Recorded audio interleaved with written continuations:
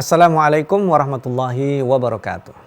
Alhamdulillahilladzi akhrajana min dhulumatil adami binuril ijad. Allahumma salli wa sallim wa barik ala sayyidil amjad nabiyina Muhammadin sallallahu alaihi wasallam wa ala alihi wa ashabihi wa man tabi'ahu ila yaumil ma'ad. Amma ba'd.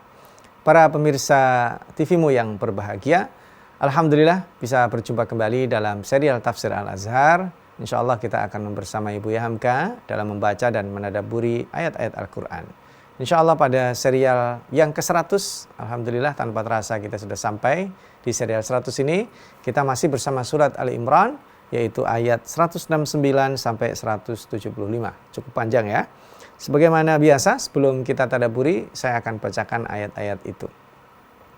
A'udzu billahi minasyaitonir rajim. ولا تحسبن الذين قتلوا في سبيل الله أمواتا بل أحياء عند ربهم يرزقون فرحين بما آتاهم الله من فضله ويستبشرون بالذين لم يلحقوا بهم من خلفهم ألا خوف عليهم ولا هم يحزنون يستبشرون بنعمة من الله وفضل وأن الله لا يضيع أجر المؤمنين الذين استجابوا لله والرسول من بعد ما أصابهم القرح للذين أحسنوا منهم واتقوا أجر عظيم الذين قال لهم الناس إن الناس قد جمعوا لكم فاحشوهم فزادهم إيمانا وقالوا حسبنا الله ونعم الوكيل فانقلبوا بنعمة من الله وفضل لم يمسسهم سوء واتبعوا رضوان الله والله ذو فضل عظيم إنما ذلكم الشيطان يخوف أولياءه فلا تخافوهم وخافون إن كنتم مؤمنين.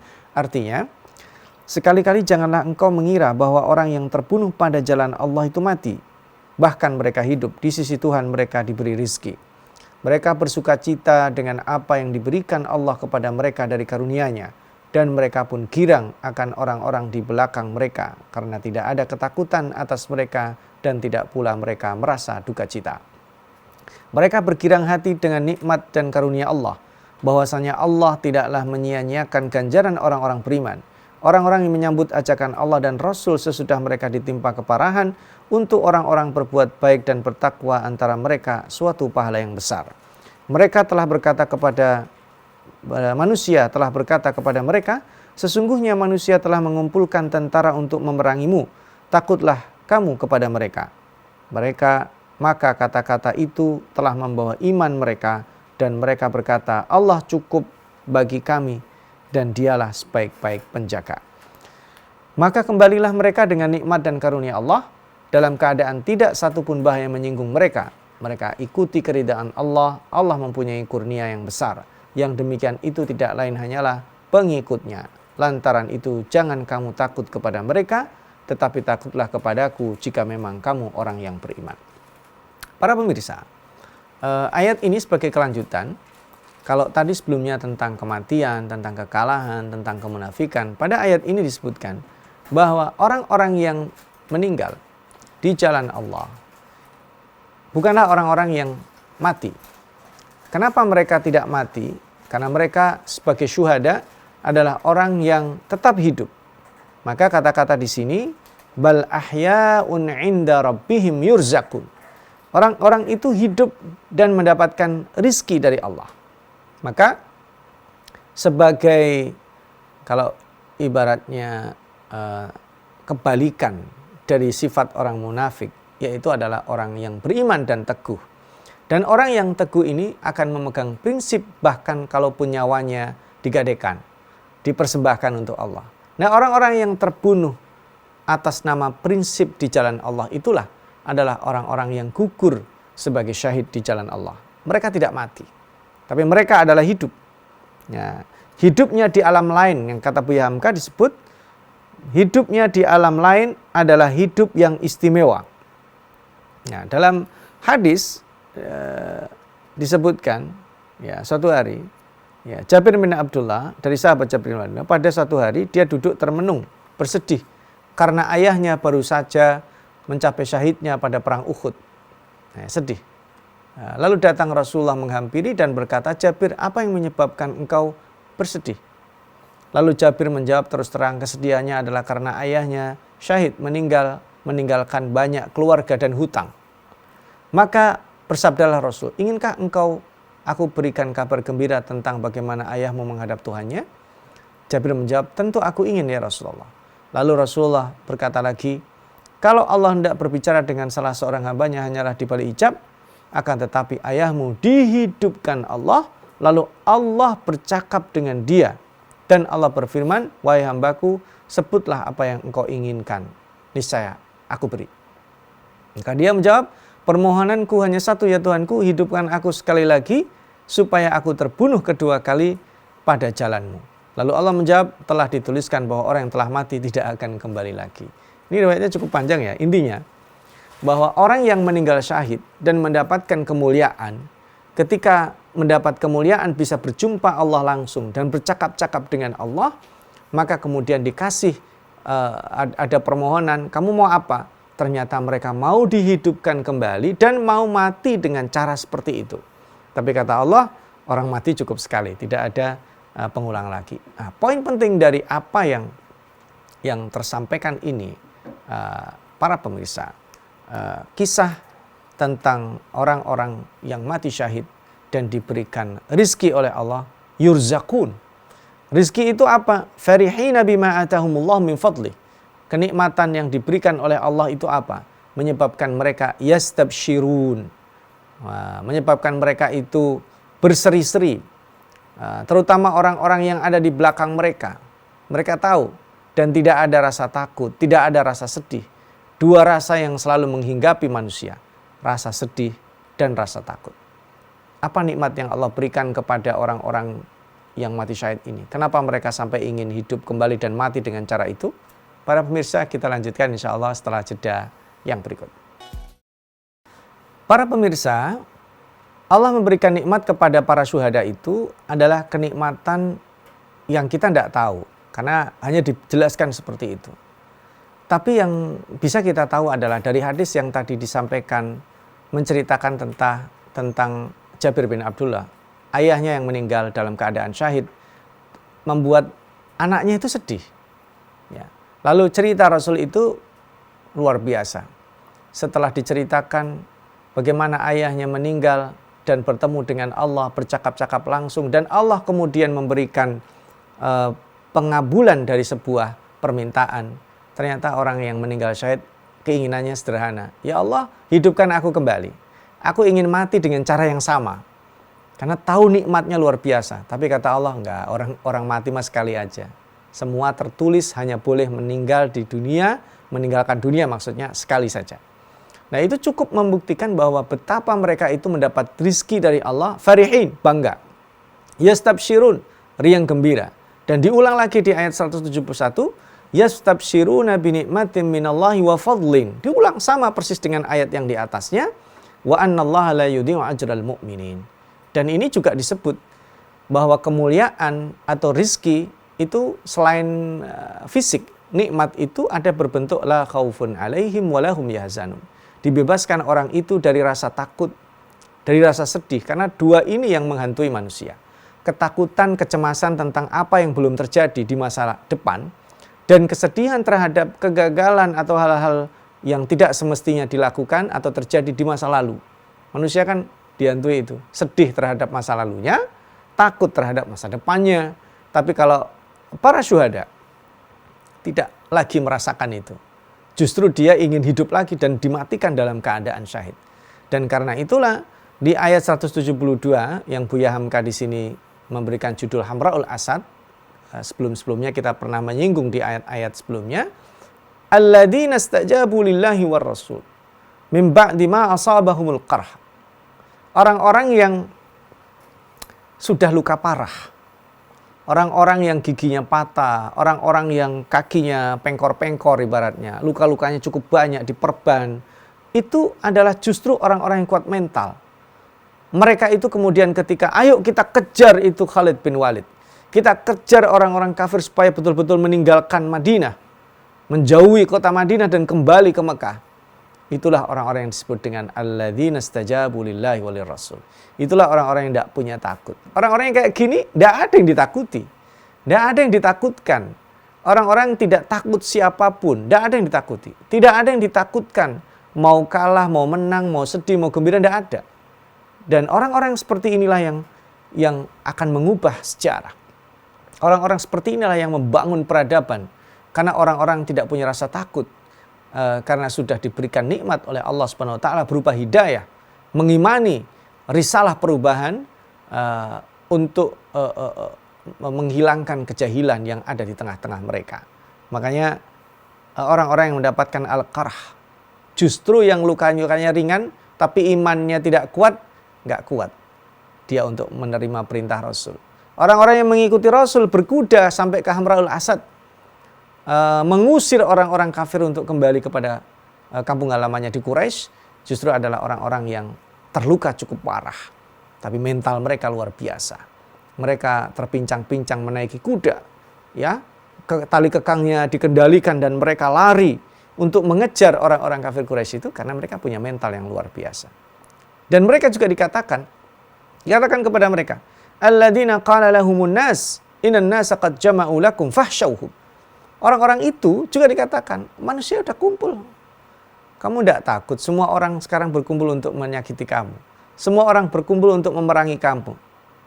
Mereka tidak takut. Fazadahum imana, mereka tambah iman. Wa qalu hasbunallah wa ni'mal wakil. Ini poin penting.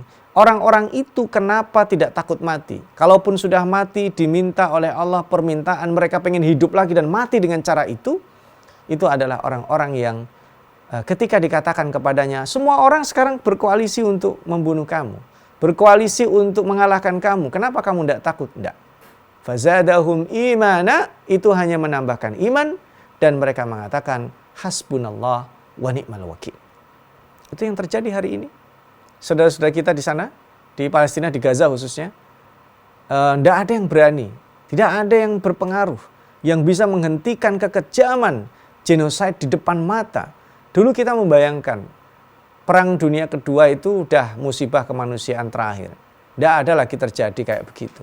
Tidak ada terjadi seperti Hiroshima Nagasaki, itu tidak ada.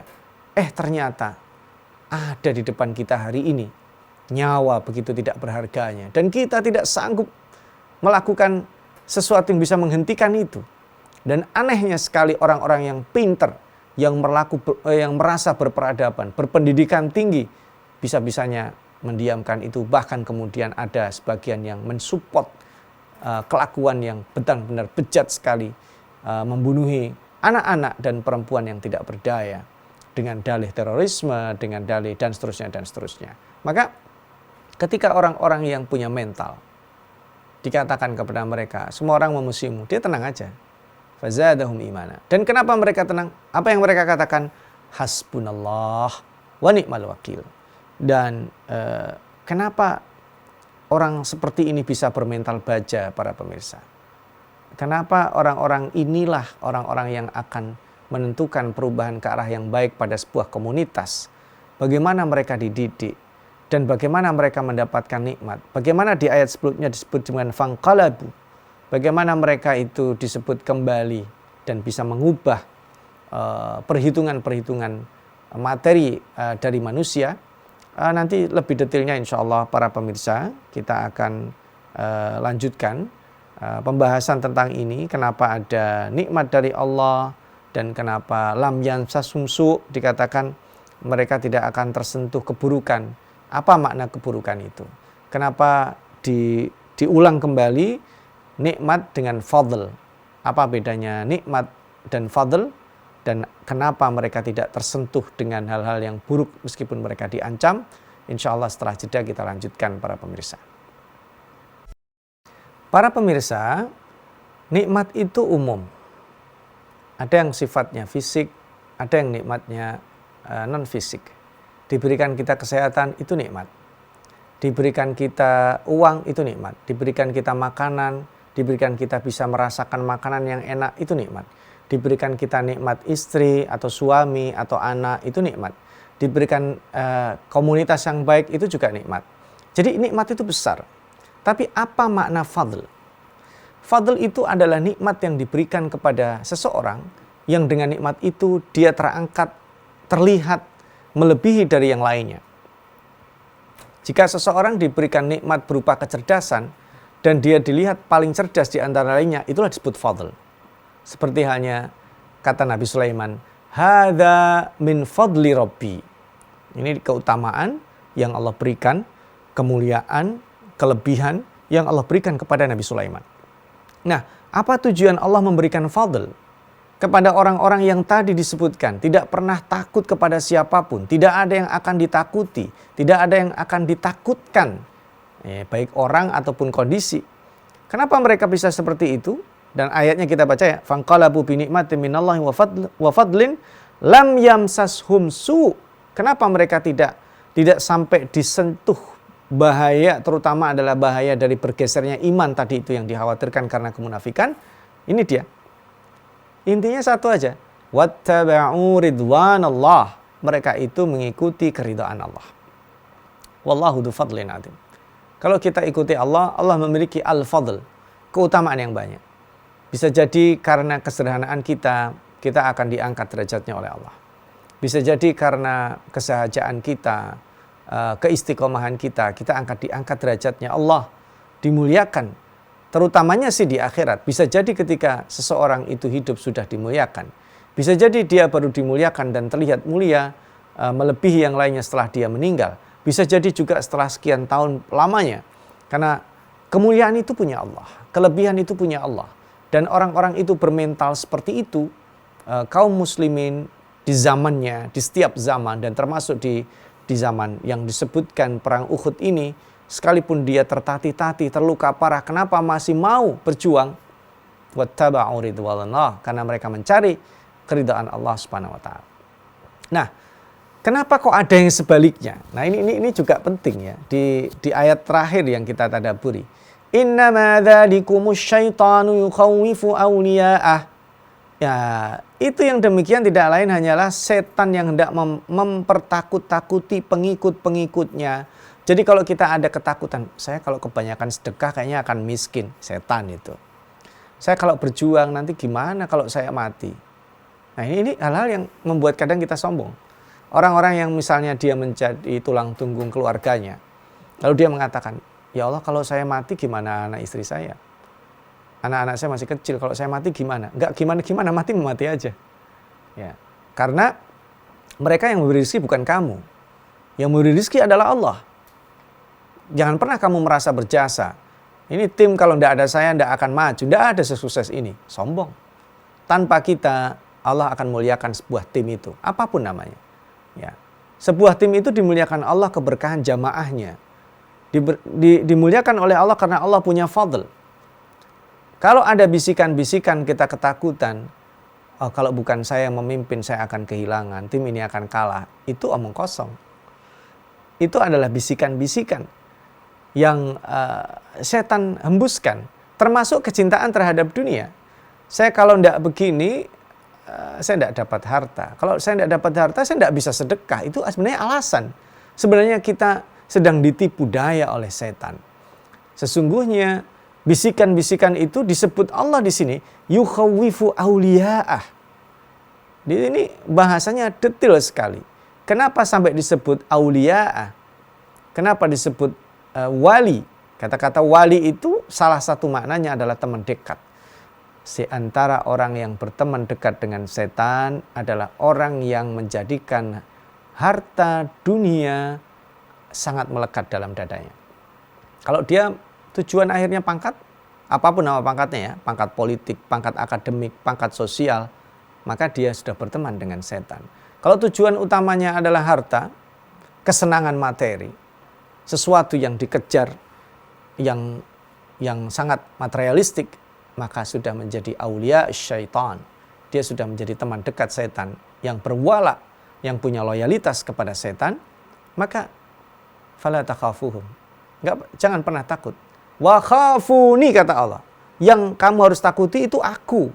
Karena kaidahnya siapa yang takut kepada Allah, semua orang semua akan takut sama dia. Semuanya akan segan sama dia. Dan kata Allah, siapa yang takut aku di dunia, dalam hadis qudsi ya, maka akan aku amankan dia di akhirat. Sebaliknya, orang yang merasa aman kepadaku di dunia, maka dia akan takut kepadaku di akhirat karena ketahuan dia telah menyelisihiku. Ya kan? Maka wa khafuni in kuntum mu'minin, takutlah kepadaku, kata Allah, jika kamu beriman. Ini menjadi bandulan kuat, pegangan kuat. Karena prinsip kenapa orang tadi itu tidak takut ya, wattabu'u ridwanallah. Siapa orang yang mengikuti ridwanallah, itulah orang-orang yang beriman. Maka para pemirsa yang berbahagia, di akhir segmen sebagai lesson learn, pembelajaran dan takeaway lesson yang kita bawa pulang. Yang pertama, orang yang mati syahid itu kenapa disebut hidup? Karena dia hidup dengan kemuliaan. Sementara orang-orang yang jahat, sekalipun belum masuk dihisab, dia sudah tidak nyaman di alam tunggu sana, di alam barzah. Sementara orang yang mati syahid tidak dikatakan meninggal atau mati, karena dia hidup dimuliakan Allah. Bahkan dalam cerita tadi itu, ayahnya Jabir bin Abdullah itu sampai diberi kesempatan, kamu pengen apa? Kata Allah. Dia jawab, saya pengen hidup lagi ya Allah, supaya bisa mati dengan cara ini. Tapi kata Allah, sudah tertulis mati cuma sekali. Ini yang pertama. Yang kedua, kenapa orang itu bahagia? Karena dia menyaksikan kemuliaan. Dan diulang sampai 3 kali ini. Nikmat Allah dan fadl dari Allah. Karena nikmat itu sifatnya adalah materi yang umum, non materi juga. Dan fadl adalah nikmat materi non materi yang bisa menyebabkan seseorang unggul dan dilebihkan dari yang lainnya. Yang ketiga, kenapa orang-orang itu tidak takut kepada siapapun, kepada apapun, kepada kondisi bagaimanapun? Karena orang-orang yang mati syahid tadi yang tidak takut itu telah menancapkan keimanan dalam dirinya, yang dikatakan di sini wattaba'u ridwanallah. Mereka bisa mengerjakan sesuatu yang bisa menghasilkan atau menyebabkan Allah ridha. Mudah-mudahan orang-orang yang disebut ini adalah orang-orang seperti kita, dan kita bisa seperti mereka, mati dalam keadaan syahid dan tetap kekal hidup dengan nilai-nilai kebaikan, untuk terus kita memperjuangkan kebenaran dalam kehidupan kita dan tentunya mencerahkan semesta. Nasrun minallah wa fathun qarib wa basyiril mu'minin. Wassalamualaikum warahmatullahi wabarakatuh.